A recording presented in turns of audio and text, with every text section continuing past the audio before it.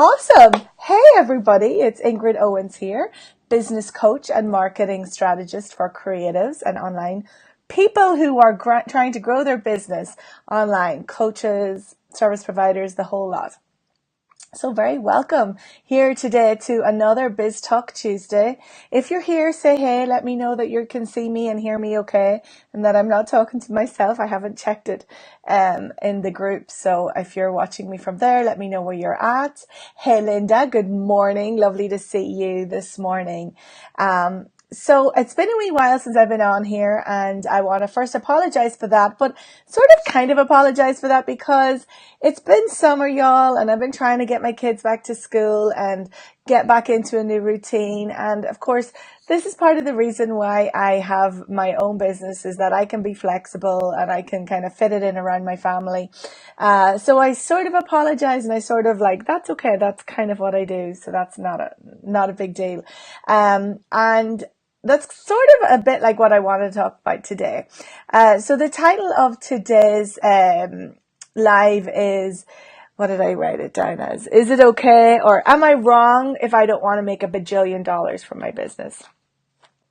And the reason why I say that is because if you're in the online world, in the online space, and you start to Google, side hustle, or make a business from my photography, or make a business from my side business, or whatever, if you start to Google and search for these things, quite often we're faced with these leaders and people in the online space who are touting that you can make $100,000 a year, or have $10,000 in 10 days, or make millions, right? And you see the YouTube ads for people with the Porsches opening up, and the cars, and the houses on the beach and whatever, and that is fine.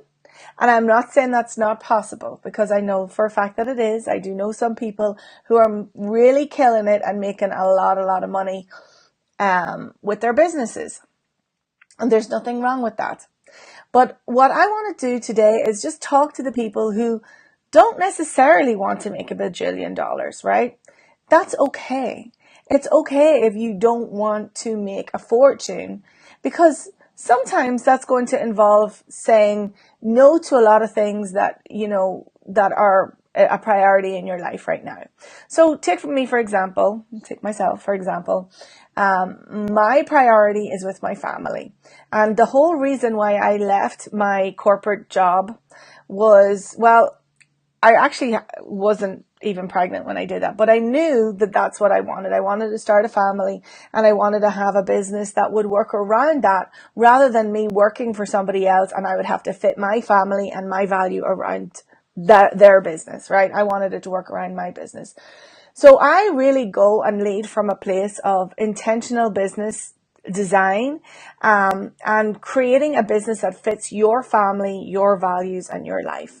And that might not incorporate having a $100,000 a year business. And that's okay.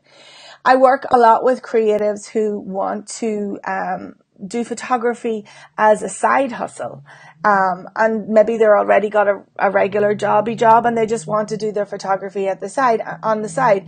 And really their main reason for doing it is maybe just to buy a new lens, or to buy, the next bit of equipment, or to fund their trip to, the Arctic Circle to go photograph the Northern Lights, or whatever it is. That's okay. So the first thing I wanted to do today is really encourage you that if that's something that you are after, then you have full permission to do that. You don't need mine, but sometimes we feel like we do, right? We need somebody else's permission to tell me that's okay. Because I know there's so many people out there saying that that's not what you're trying to do. And sometimes then that has the negative effect of saying, well, I'm not trying to, reach 100,000. So is this even is this a business? But let me tell you, it is. And if you treat it like a business, then it is legitimately a business. So, what I wanted to talk a little bit in regard to that is that if you are starting out and you have never, sold any of your work or sold any of your services, and, you are creative, but you're not even sure if this is something that could be a business, I wanted to do this little exercise with y'all and give you something to kind of hold on to with regard to not necessarily having a business that's, like I say, and I'm just picking 100,000. Like, I mean, wouldn't it be great if we were just, if that just came into our lives and that's what it was, then that would be awesome. I'm not saying there's anything wrong with that, don't get me wrong, but I just want to say that it doesn't have to be that, right? So the first thing that you need to do to kind of figure out what this business is and what it is going to look like is I want to encourage you to do an exercise called the Ideal Day exercise. And this should be your own specific ideal day. This is the place that you get a little bit of permission to brainstorm and to dream and think about what it would look like for your ideal day. Now, if you're a mom of young kids, your ideal day is going to look very different to if you're somebody who is retired, or if you've no kids and you're on your own, that's going to look totally different to somebody that maybe has a job and a husband and is got a, plays tennis and a lot of things going on. But I want you to really think hard about what your ideal day would look like. What time are you getting up in the morning? Are you going to a job or are you staying at home? Are you working by yourself or are you working with people? Does the day involve doing something creative like taking photos or, doing some crafts or painting, doing your ceramic work, whatever it is? Is that involved in your ideal day? Most people who are creative do not get into business to spend their whole time online trying to service, trying to deal with customer queries or market their business. Okay. We're not worrying about what has to be done right now. We're talking about your absolute ideal day. And I really want you to focus on what the feelings are involved in that ideal day. I want you to think about do you feel happy, comfortable? Do you feel invigorated, energized? Do you feel a little bit scared? Some people like to feel a little bit scared every day. It depends on what your personality type is, right? So think very, very carefully about what that ideal day is. And then think about your realistic day, your what is happening and what is the status quo right now. I have got to pick my children up from school at 2:30. I can put them in ASP if I choose to. I did that yesterday. I don't have to do it though, and I don't care to do it all the time. My goal, like I said, my whole idea, my vision for my business is so that I can be here for them. And so my day has a hard stop at 2 p.m. I tend not to do a lot of work after 2 p.m. unless I choose to. Now, there are certainly days that I do calls after 2 p.m. I take on clients in the evening if I have to, and I work around that. But my ideal day is that I have a hard stop at 2. Now, in order for me to get my work done in that window, I actually have to get up a little earlier than I would like to. So I have to still be a little bit realistic about the work that I can do. So I do have to get up earlier than I would choose to. Now, you might not have that as a factor, because you might be able to fit all your work into a smaller window, or, you don't have kids or whatever it is. So this is very personal, but I'm just talking about my exercise. So ideally, I would like to be able to get up early on a consistent basis so that I have my time before the girls get up. I can do my thing, be a mom for them for the half an hour that they're getting ready and out the door, and then I come back and I can jump straight into my business. Okay? What else does your ideal day, what other things that do you have to incorporate from other people? Like if you have a husband or a family, are you the person that's responsible to making dinner? That has to get in. We all got to eat, right? We've got to do errands. All those things have to get in. So we are constantly having to juggle things around, okay? And that's all right. But in your business, you have to put priority over certain tasks and over business tasks, over some of your stuff in your family, in your day that's already there. So you really do have to be intentional about what it is that you're saying no to, because you're saying yes to your business. So for example, when I decided that I was working for myself, my husband and me talk, and we have these talks all the time. but it was like, okay, look, I will ease the pressure from you. And even though you like to pick the girls up 5 days a week, I'm going to pick them up 1 day a week. So at least you have that one longer day, right? So that's one way we've discussed about that. For you, it might be saying, having a conversation with your significant other saying, I don't have time in my day to do the grocery shopping, so maybe you could take care of that, right? So there's things have to, you have to make those sacrifices a little bit. I don't sacrifice too much. I don't mind not having to go to the carpool every 5 days a week, right? But you have to say no to certain things to be able to say yes to certain things in your business. So once you've got your ideal day down, and then you've got your realistic obligations down, and then you can see, okay, am I going to have a conversation with somebody about asking for help? Now, that's a personal challenge for me.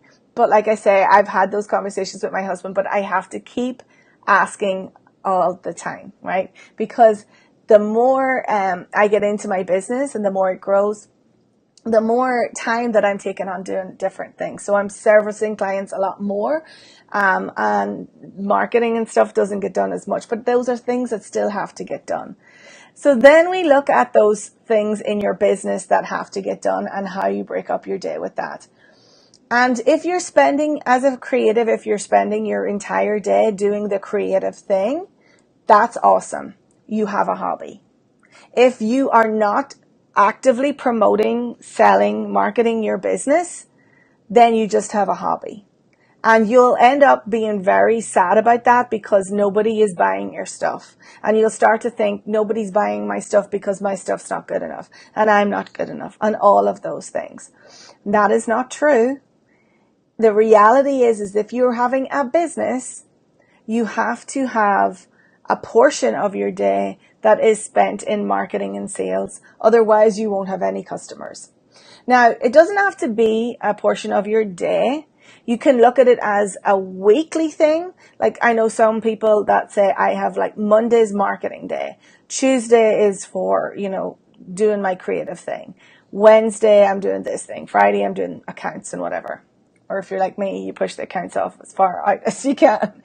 But they all have to take place. A business is many things, not just a creative thing that you do, not just the servicing of your client, not just the making your pictures, not just whatever it is that you do, right?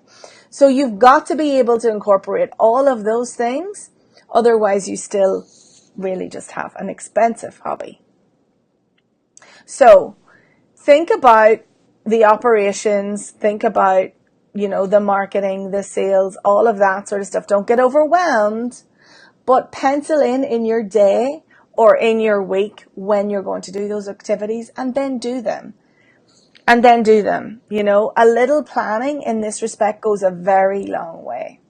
And so that is really the main difference, I think, between having an expensive hobby and having a real business. And you can have a business, whatever size or shape or form that you want it to be. It doesn't have to be $100,000, but you must treat it as a business, not as a hobby. So I hope it's kind of a little bit on a tangent where I really wanted to go, but that kind of just flowed through me today. So I hope you're with me on that one. There's a lot of other things that come into play. The asking for help is huge. Setting your boundaries is huge. These are all things that I tackle with my clients and as they come up in coaching on a need-to-know basis. But if you're not thinking about that, if you're getting other things are getting in the way of marketing and promoting your business, even if those things are your creative efforts, then take a look at that, right? Take a look at that, because not only do you have to set those boundaries with the outside world, with the husbands and the children and all of those things, you also need to set the boundaries with yourself. Because if the marketing and the sales don't happen, you don't have a business. Okay, so heavy hitting today, heavy hitting. Didn't think it was going to go there, but it did. So I am so happy that you took some time out of your day to join me. I appreciate you for being here. And if you have any thoughts or comments, I would love to, for you to write them in the comments. I am taking requests, not requests, but inquiries or anything that you'd like to get going on. Any topic you'd like me to say, to deal with in my next class or next one of these, not a class, next live, I would be happy to do that. Linda says she's a hard time getting her time organized. I get that totally, Linda. And it's a lot about being intentional with it. That's the thing, you know. I have several systems which I've been trying to make into one. I use Google Calendar. I live and die by that. But I also have a planner that I kind of like to spread out and plan my year, quarterly, even just getting down to the next 12 weeks. And Linda, I know your business, and I think now is a great time to take a day or two and plan out your thing for the rest of the year, because the holidays are fast approaching. And I know that's a big time for you and your products. So, you know, that maybe we'll do another call on that, a Facebook Live on that. So if you're watching the replay, remember to hashtag replay, ask any questions or give me your comments. I'd love to hear how you organize your day and how you think about your business as a business and not a hobby. And if you are thinking of making the leap into creating a business from your creative efforts, I do have a group program coming up. We are launching tentatively in October, running through October, November, maybe even a little earlier.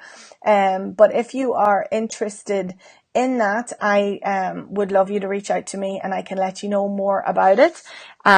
It is going to be a group program and it's going to be very good. It's for people who haven't yet had a business and who need a little help getting started. So, and as always, I'm always available for coaching one-to-one. I have a few slots open right now for one-to-one. I'm doing some intensives as well.